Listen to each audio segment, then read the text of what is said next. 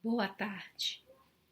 O texto para nossa apreciação hoje foi retirado do estudo de Apocalipse que Honório trabalhou em reunião semanal no grupo Emmanuel. E ele considerou assim.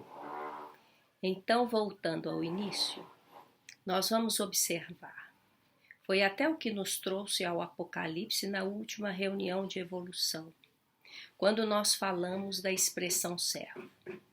Apocalipse significa revelação do grego, revelação de Jesus Cristo. O que nós entendemos aí? Quem está revelando?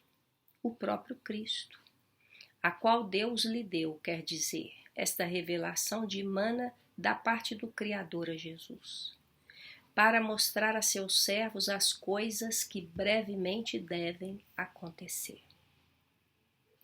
Como podemos perceber, o Honório faz referência ao estudo de Apocalipse, cujo sentido da palavra tem origem no grego e significa revelação.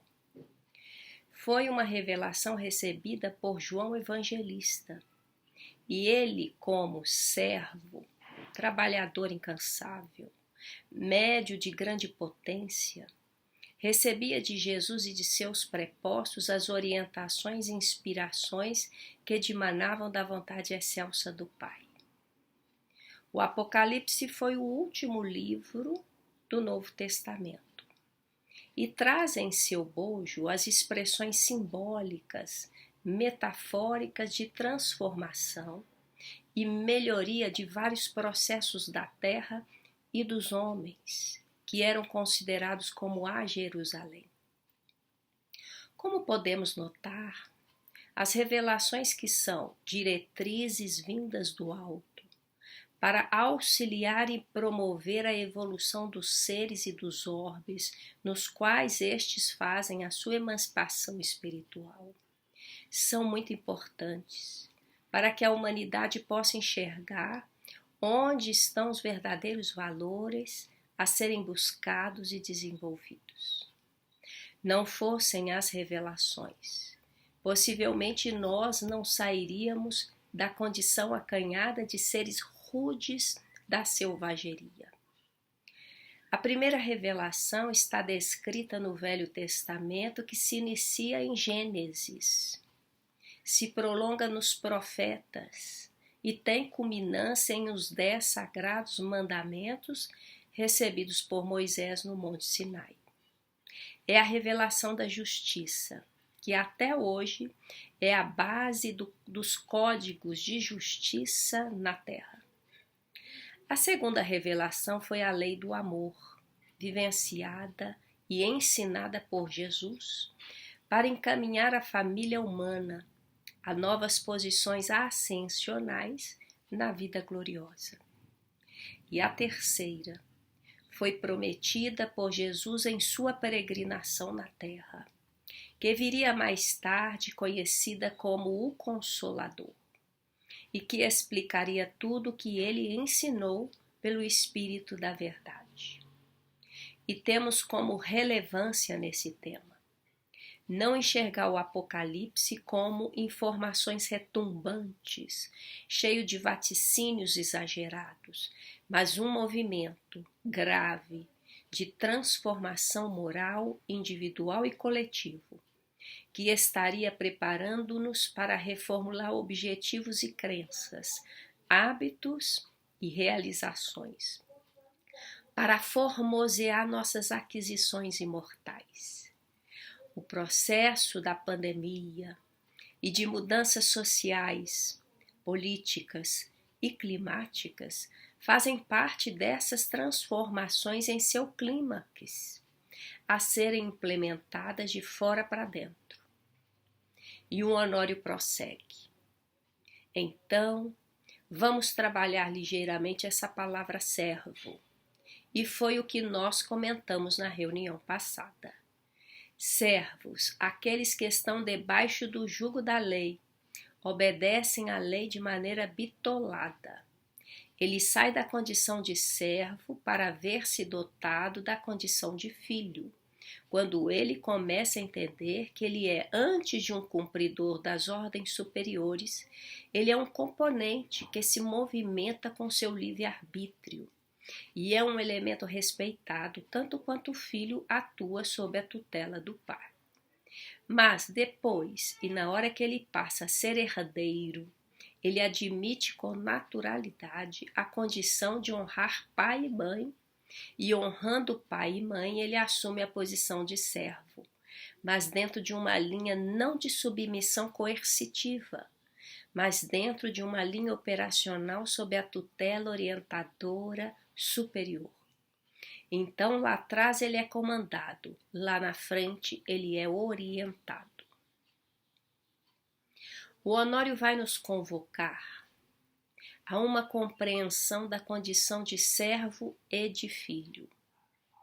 Enquanto a criatura age por conta própria, sem medir as consequências dos próprios atos, sem a bússola norteadora que vem de Deus, do Mestre Jesus, nosso orientador, e da lei do amor universal, nós aprendemos debaixo da lei, ou seja, fazemos e somos convocados ao reajuste de retorno da lei de causa e efeito.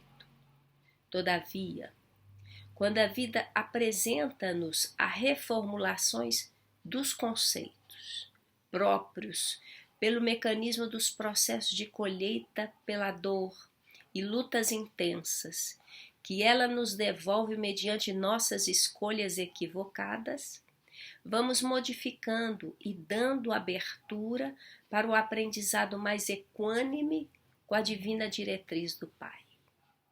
Nesta hora, nós nos fazemos servos, aceitamos as normas benéficas do bem a todos e elegemos uma vida em que, embora ainda resvalemos nas quedas, levantamos para retomar o juízo melhor, de forma rigorosa, formalista e dentro da lei de justiça.